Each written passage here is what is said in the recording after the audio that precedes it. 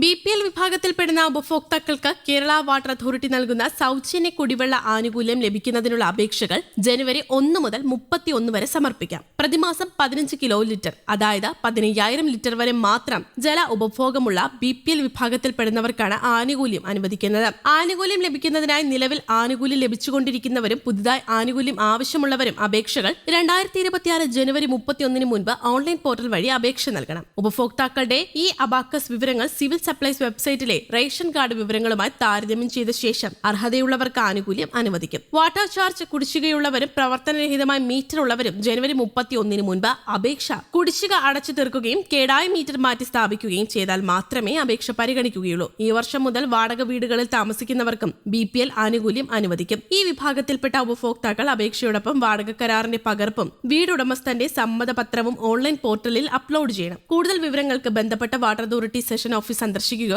Toll free നമ്പറായ 1916 വിളിക്കുകയോ ചെയ്യാം.